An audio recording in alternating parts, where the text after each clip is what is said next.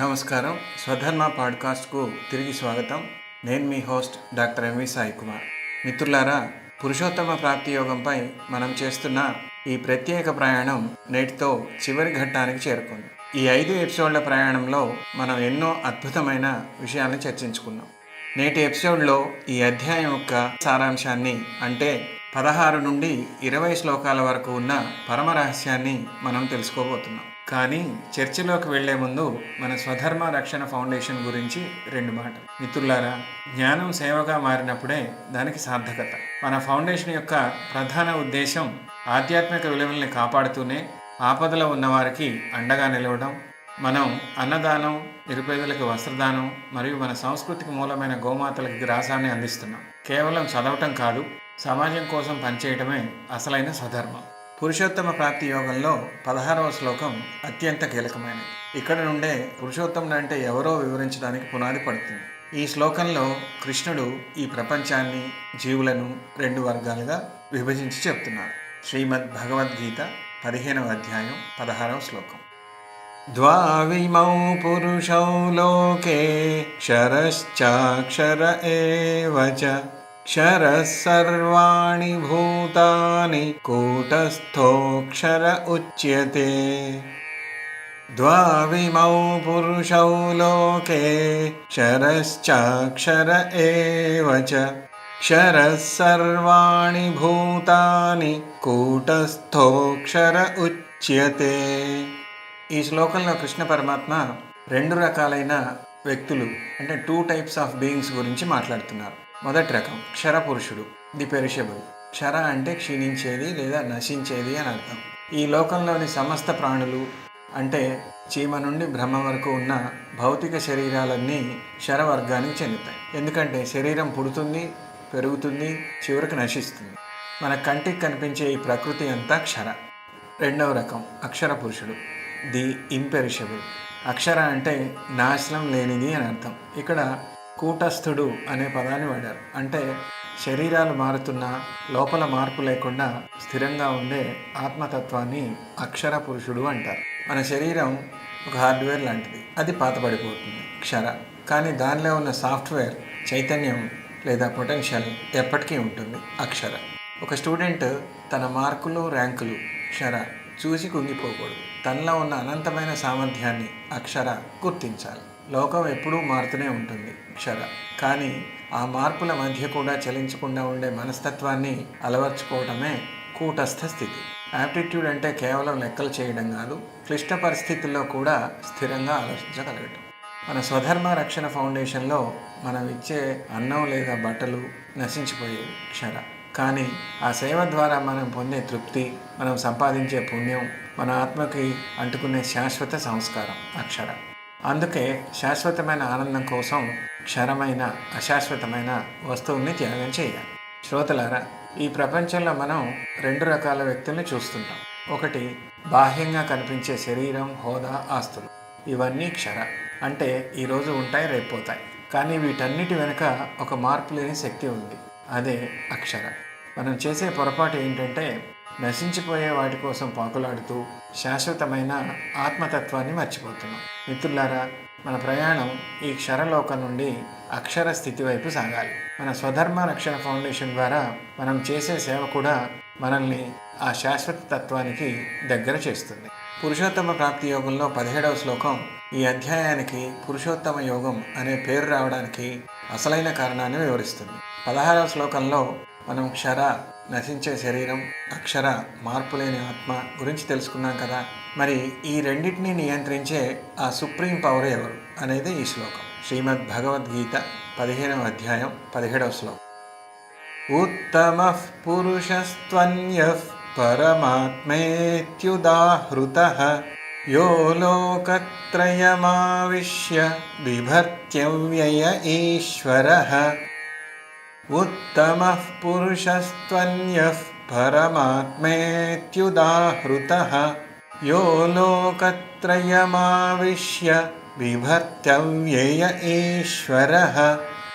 కృష్ణ పరమాత్మ ఇక్కడ తన అసలు స్వరూపాన్ని ప్రకటిస్తున్నారు. ఉత్తమ పురుషుడు, క్షర అక్షర పురుషుల కంటే విభిన్నమైన వాడు, శ్రేష్టమైన వాడు ఒకడు ఉన్నాడు. ఆయనే ఉత్తమ పురుషుడు. లోకంలో ఆయన్నే పరమాత్మ అని పిలుస్తారు.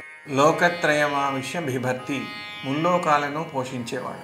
ఆ పరమాత్మ కేవలం ఎక్కడో ఒక చోట కూర్చుని ఉండడు. ఆయన ఈ 3 లోకాలను, భూమి, ఆకాశం, పాతాళం లేదా జాగ్రత్త, స్వప్న, సుషుప్తి అవస్థల్లో ప్రవేశించి అంతటా వ్యాపించి ఉండి ఈ సృష్టిని భరిస్తున్నాడు. సస్టైనింగ్ ది యూనివర్స్ అంటే మనల్ని ప్రతిక్షణం పోషిస్తున్న శక్తి ఆయనే. అవ్యయ ఈశ్వర, నాశనం లేని యజమాని. ఆయన అవ్యయుడు అంటే ఎప్పటికీ తరిగిపోనివాడు, మార్పు లేనివాడు. ఆయనే ఈ జగత్తుకంతటికి నిజమైన ఈశ్వరుడు లేదా యజమాని. ఒక ఆర్గనైజేషన్లో ఎంప్లాయీస్ ఉంటారు, క్షర. ఒక సిస్టమ్ ఉంటుంది, అక్షర. కానీ వాటన్నిటిని నడిపించే ఒక విజనరీ లీడర్ లేదా సీఈఓ ఉంటారు. ఆయనే ఈ పురుషోత్తముడు. మన జీవితం అనే కంపెనీకి సీఈఓ ఆ పరమాత్మే. ఆయన్ని నమ్మితే మనకు కెరీర్లో కానీ జీవితంలో కానీ భయం ఉండదు. మనకు బయట కనిపించే సపోర్ట్ కంటే లోపల ఉండి మనల్ని నడిపించే ఆ పరమాత్మ శక్తి చాలా గొప్పది. మనం శ్వాస తీసుకుంటున్నామంటే, మన గుండె కొట్టుకుంటుంది అంటే అది ఆ బిభర్తి చేసే శక్తి వల్లే. మన స్వధర్మ రక్షణ ఫౌండేషన్లో మనం చేసే సేవ కేవలం ఒక వ్యక్తికి చేసేది కాదు, ప్రతి వ్యక్తిలో ఉన్న ఆ ఉత్తమ పురుషుడికి చేసే సేవ. బిభర్తి అంటే పోషించడం. భగవంతుడు మనల్ని పోషిస్తున్నాడు, మనం ఆయన ప్రతినిధులుగా ఆకలితో ఉన్నవారిని పోషిస్తున్నాం. శ్రోతలారా, ఇప్పటిదాకా మన శరీరం గురించి, ఆత్మ గురించి మాట్లాడుకున్నాం. కానీ ఆ రెండింటినీ మించిన ఒక అద్భుతమైన శక్తి ఉంది. ఆయనే ఉత్తమ పురుషుడు. మిత్రులారా, మనకు ఒక్కోసారి అనిపిస్తుంది, నన్ను ఎవరు కాపాడుతున్నారు, నాకు ఏదైనా అయితే పరిస్థితి ఏంటి అని. 17వ శ్లోకంలో కృష్ణుడు భరోసా ఇస్తున్నాడు. నేను లోకత్రయంలో వ్యాపించి ఉన్నాను, నేనే నిన్ను భరిస్తున్నాను అని. మీరు ఒంటరిగా ఉన్నప్పుడు కూడా ఆ పరమాత్మ తోడు మీకున్నాడు. ఒక యాప్టిట్యూడ్ ట్రైనర్గా నేను చెప్పేది ఏంటంటే, మీ టాలెంట్ క్షర, మీ ప్యాషన్ అక్షర ఉన్నా ఆ పురుషోత్తముని అనుగ్రహం తోడైతేనే మీ సక్సెస్ పరిపూర్ణం అవుతుంది. మన స్వధర్మ రక్షణ ఫౌండేషన్ ఉద్దేశం కూడా అదే. ఆ పరమాత్మ అందరినీ పోషిస్తున్నాడు అన్న సత్యాన్ని సేవ ద్వారా చాటి చెప్పటం. పురుషోత్తమ ప్రాప్తి యోగంలో 18వ శ్లోకం ఈ అధ్యాయానికి మొగుటం లాంటిది. భగవంతుడికి పురుషోత్తముడు అనే పేరు ఎలా వచ్చిందో కృష్ణ పరమాత్మ స్వయంగా వివరించే శ్లోకం ఇది. 16, 17 శ్లోకాల్లో మనం విన్న క్షర అక్షర తత్వాలను ముగిస్తూ చెప్పే తీర్పు ఇది. శ్రీమద్ భగవద్గీత 15వ అధ్యాయం 18వ శ్లోకం. యస్మాత్క్షరమతీతోహం అక్షరాదపి చోత్తమః అతోస్మి లోకే వేదే చ ప్రతిథః పురుషోత్తమః. యస్మాత్క్షరమతీతోహం అక్షరాదపి చోత్తమః అతోస్మి లోకే వేదే చ ప్రతిథః పురుషోత్తమః. కృష్ణుడు తనను తాను ఎందుకు పురుషోత్తముడు అని పిలుచుకుంటున్నారో ఇక్కడ వివరిస్తున్నారు. క్షరమతీతోహం, క్షరమును మించిన వాడిని, నేను నశించిపోయే ఈ భౌతిక జగత్తుకి, క్షరపురుషుడికి అతీతుడిని, అంటే కాలానికి మరణానికి నేను లొంగను. అక్షరాదపి చోత్తమః, అక్షరము కంటే శ్రేష్ఠుడిని. మార్పు లేని ఆత్మతత్వం అక్షర పురుషుడి కంటే నేను ఉత్తముడిని. ఎందుకంటే ఆత్మ కూడా నా నుండే ఉద్భవిస్తుంది, నాలోనే ఉంటుంది.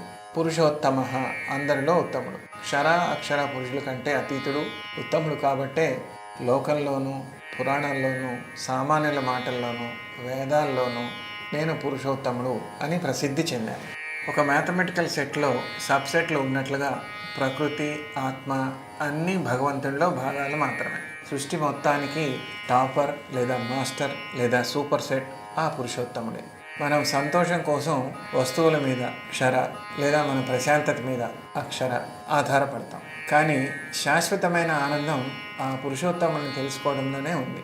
అదే మీ హ్యాపీనెస్కి అసలు రహస్యం. మన లైఫ్ ఒక అప్లికేషన్ అయితే మనం చేరాల్సిన అత్యున్నత యూనివర్సిటీ ఆ పురుషోత్తమ స్థితి. అక్కడికి అడ్మిషన్ దొరికితే ఇక తిరుగుండదు. మన స్వధర్మ రక్షణ ఫౌండేషన్ ద్వారా మనం చేసే ప్రతి పనిని ఆ పురుషోత్తమునికి అర్పించాలి. మనం కేవలం ఒక మనిషికో జంతువుకో సేవ చేయట్లేదు, అందరిలో ఉన్న ఆ పురుషోత్తముడిని ఆరాధిస్తున్నాం. మిత్రులారా, ఈరోజు మనం ఒక అద్భుతమైన పేరు గురించి తెలుసుకుంటున్నాం. అదే పురుషోత్తముడు. మనందరికీ శ్రీరామచంద్రుడు గుర్తొస్తాడు కదా. రాముణ్ణి మనం మర్యాద పురుషోత్తముడు అంటాం. అంటే మనిషిగా ఉంటూ ఎలా జీవించాలో చూపించిన ఉత్తముడు ఆయన.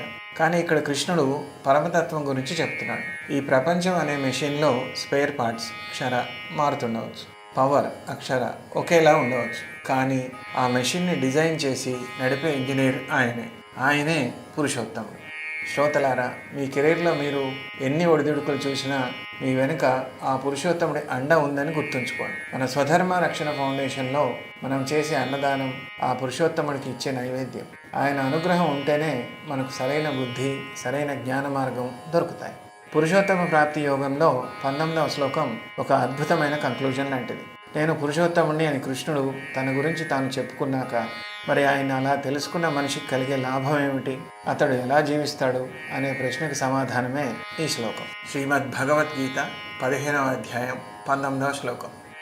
యో మామేవమ సమ్మూఢో జానాతి పురుషోత్తమం స సర్వవిద్ భజతి మాం సర్వభావేన భారత. యో మామేవమ సమ్మూఢో జానాతి పురుషోత్తమం స సర్వవిద్ భజతి మాం సర్వభావేన భారత. కృష్ణ పరమాత్మ ఇక్కడ తనను తెలుసుకున్న వ్యక్తి యొక్క స్థితిని వివరిస్తున్నారు. అసమ్మూఢో, సందేహం లేని జ్ఞానం. ఎవరైతే మోహానికి లోను కాకుండా, ఎటువంటి సందేహం లేకుండా నన్ను పురుషోత్తమునిగా గుర్తిస్తారో, అంటే లోపల ఉన్న ఆత్మ, బయట ఉన్న ప్రకృతి రెండిటికీ బాస్ ఆ పరమాత్మే అని ఎవరైతే బలంగా నమ్ముతారో, సర్వవిత్, అతడే సర్వజ్ఞుడు. అలా తెలుసుకున్న వ్యక్తిని కృష్ణుడు సర్వవిత్ అంటే అన్నీ తెలిసినవాడు అని పిలుస్తున్నారు. ఎందుకంటే ఒక చెట్టు యొక్క వేరుని తెలుసుకుంటే చెట్టు మొత్తం అర్థమైనట్లే. సృష్టికి మూలమైన పురుషోత్తముని తెలుసుకుంటే ఇక తెలియాల్సింది ఏది మిగలదు. సర్వభావేన భజతి, పూర్తి హృదయంతో ఆరాధించడం. అలాంటి వ్యక్తి నన్ను సర్వభావేన అంటే తన సర్వస్వంతో, తన ప్రతి ఆలోచనతో, ప్రతి పనితో ఆరాధిస్తాడు. అది కేవలం గుడిలో చేసే పూజ మాత్రమే కాదు, అతడు చేసే ప్రతి పనిలోనూ భగవంతుడిని చూస్తాడు. ఒక కాంపిటేటివ్ ఎగ్జామ్లో చాలా లెక్కలు ఉండవచ్చు, కానీ ఆ లెక్కల వెనుక ఉన్న ఒకే ఒక ఫార్ములా లేదా లాజిక్ తెలిస్తే విద్యార్థి సర్వవిత్, అన్నీ తెలిసినవాడు అవుతాడు. అలాగే జీవితం అనే ఎగ్జామ్లో పురుషోత్తముడు అనే మూల సూత్రాన్ని పట్టుకుంటే మిగతా సమస్యలన్నీ చాలా చిన్నవిగా కనిపిస్తాయి. క్లారిటీ లేకపోవటమే దుఃఖానికి కారణం. ఎప్పుడైతే భగవంతుడు నాకు తోడున్నాడు, ఆయనే నన్ను నడిపిస్తున్నాడు అనే స్పష్టత వస్తుందో అప్పుడు ఆటోమేటిక్గా హ్యాపీనెస్ మన సొంతం అవుతుంది. మనం ఒక యూనివర్సిటీలో సీట్ రావాలని అప్లికేషన్ పెట్టినప్పుడు ఆ ప్రాసెస్ మీద మనకు పూర్తిగా నమ్మకం ఉండాలి. అలాగే ఈ జీవిత ప్రయాణంలో ఆ పురుషోత్తముడి మీద నమ్మకం ఉంటే మన అడ్మిషన్ సక్సెస్ అయినట్లే. మన స్వధర్మ రక్షణ ఫౌండేషన్లో మనం చేస్తున్న సేవ సర్వభావేన భజతికి నిదర్శనం. ఒక పేదవాడికి అన్నం పెట్టడం, ఒక ఆవుకి గ్రాసం ఇవ్వడం, ఇవన్నీ ఆ పురుషోత్తమునికి మనం చేసే పూజలు. ఎదుటివారిలో ఆ పురుషోత్తముని చూడటమే అసలైన భక్తి. శ్రోతలారా, మీకు డౌట్ రావచ్చు, సార్ మాకు ఇన్ని కష్టాలు ఉన్నాయి కదా, మేము అన్ని పనులు మానేసి భజన చేయాలా అని. దానికి సమాధానమే ఈ 19వ శ్లోకం. కృష్ణుడు ఏమంటున్నాడంటే, నువ్వు పనులు మానేయక్కర్లేదు, కానీ ఆ పని చేసేటప్పుడు నేను చేస్తున్నాను అనే అహంకారం కాకుండా పురుషోత్తముడి ఆజ్ఞ ప్రకారం చేస్తున్నాను అనే భావం ఉంచుకో. అదే సర్వభావేన భజతి. మిత్రులారా, మన స్వధర్మ రక్షణ ఫౌండేషన్లో మనం చేసే ప్రతి సేవా కార్యక్రమం వెనుక ఉన్న ఉద్దేశం ఇదే. మనం పెట్టే ప్రతి అన్నం ముద్దలో ఆ పరమాత్మను చూస్తున్నాం. ఎప్పుడైతే మీరు మీ పనిని దైవత్వంతో నింపుతారో అప్పుడు మీరు సర్వవిత్ అవుతారు. అంటే మీకు లైఫ్లో ఏం చేయాలో, ఎలా చేయాలో, ఎందుకు చేయాలో ఆటోమేటిక్గా అర్థమైపోతుంది. పురుషోత్తమ ప్రాప్తి యోగంలో 20వ శ్లోకం ఈ అధ్యాయానికి ఒక అద్భుతమైన ముగింపు, గ్రాండ్ ఫినాలే వంటిది. ఈ శ్లోకంలో కృష్ణ పరమాత్మ ఈ అధ్యాయం యొక్క గొప్పతనాన్ని, దీన్ని తెలుసుకున్న వారికి కలిగే ప్రయోజనాన్ని ఒకే పంక్తిలో వివరిస్తున్నారు. శ్రీమద్ భగవద్గీత 15వ అధ్యాయం 20వ శ్లోకం. ఇతి గుహ్యతమం శాస్త్రం ఇదముక్తం మయా నఘ ఏతత్ బుద్ధ్వా బుద్ధిమాన్ స్యాత్ కృతకృత్యశ్చ భారత. ఇతి గుహ్యతమం శాస్త్రం ఇదముక్తం మయా నఘ ఏతత్ బుద్ధ్వా బుద్ధిమాన్ స్యాత్ కృతకృత్యశ్చ భారత. కృష్ణుడు అర్జునుడికి మరియు మనకి ఈ అధ్యాయం యొక్క సారాంశాన్ని ఒక సర్టిఫికెట్ లాగా ఇస్తున్నారు. గుహ్యతమం శాస్త్రం, అత్యంత రహస్యమైన విద్య. అర్జున, పాపరహితుడైన నీకు నేను అత్యంత రహస్యమైన ఈ శాస్త్రాన్ని అంటే 15వ అధ్యాయాన్ని వివరించాను. ఇక్కడ రహస్యం అంటే దాచిపెట్టేదని కాదు, అనుభవజ్ఞులైన గురువుల ద్వారా మాత్రమే అర్థమయ్యే నిగూఢమైన సత్యం అని అర్థం. బుద్ధిమాన్ స్యాత్, నిజమైన బుద్ధివంతుడు. ఎవరైతే ఈ జ్ఞానాన్ని అర్థం చేసుకుంటారో ఏతత్ బుద్ధ్వా, వారే నిజమైన బుద్ధివంతులు. లోకంలో మనం చాలా రకాలైన తెలివితేటలను చూస్తుంటాం, కానీ ఏది శాశ్వతమో ఏది అశాశ్వతమో తెలిసిన వారే అసలైన ఇంటెలెక్చువల్స్. కృతకృత్యశ్చ, జీవిత లక్ష్యం నెరవేరినవాడు. ఈ పదం చాలా పవర్ఫుల్. కృతకృత్యుడు అంటే చేయాల్సిన పనిని పూర్తిగా చేసినవాడు అని, లేదా జీవితంలో సాధించాల్సింది సాధించినవాడు. ఈ జ్ఞానం కలిగితే మనిషికి ఇక చేయాల్సిందేమీ మిగలదు, అలాంటి పరిపూర్ణత వస్తుంది. కష్టమైన లెక్కకు ఒక చిన్న లాజిక్ తెలిస్తే ఎలాగైతే సమస్య పరిష్కారం అవుతుందో, జీవితం అనే క్లిష్టమైన సమస్యకు 15వ అధ్యాయం ఒక లాజిక్ లాంటిది. ఇది తెలిస్తే మీరు లైఫ్ ఎగ్జామ్లో టాపర్ అయినట్లే. కృష్ణుడు అర్జునుడిని అనఘ, పాపం లేనివాడు లేదా పాపం అంటనివాడు అని పిలిచాడు. అంటే మన మనస్సు నిర్మలంగా ఉంటేనే ఈ జ్ఞానం ఎక్కుతుంది. స్వచ్ఛమైన మనస్సే సంతోషానికి పునాది. జీవితం అనే అప్లికేషన్ ప్రాసెస్లో మనం పురుషోత్తముడిని తెలుసుకోవటమే ఫైనల్ అడ్మిషన్. ఒక్కసారి ఆ స్థితికి చేరితే మీరు కృతకృత్యులు అవుతారు. అంటే ఇక తిరిగి చూసుకోవాల్సిన అవసరం లేదు. మన స్వధర్మ రక్షణ ఫౌండేషన్ ఉద్దేశం ఒకటే, మనం చేసే సేవ ద్వారా మనల్ని మనం కృతకృత్యులను చేసుకోవడం. ఎదుటివారికి సహాయం చేయడమే మన జీవిత పరమార్థం అని గుర్తించినప్పుడు మనం కూడా ఆ బుద్ధిమంతుల జాబితాలో చేరుతాం. శ్రోతలారా, పురుషోత్తమ ప్రాప్తి యోగం అనే ప్రయాణం ఇవాళతో ముగుస్తోంది. ఈ 20వ శ్లోకంలో కృష్ణుడు ఒక ప్రామిస్ ఇస్తున్నాడు. అదేంటంటే, ఈ జ్ఞానాన్ని ఎవరైతే అర్థం చేసుకుంటారో వారు ఈ లోకంలో బుద్ధివంతులు అవుతారు మరియు వారి జీవితం ధన్యం అవుతుంది. మిత్రులారా, మనం ఎన్నో డిగ్రీలు చదువుతాం, ఎంతో సంపాదిస్తాం, కానీ మనసులో ఎప్పుడూ ఏదో ఒక వెలితి ఉంటుంది. ఆ వెలితిని పూడ్చేదే ఈ గుహ్యతమం, సీక్రెట్ విజ్డమ్.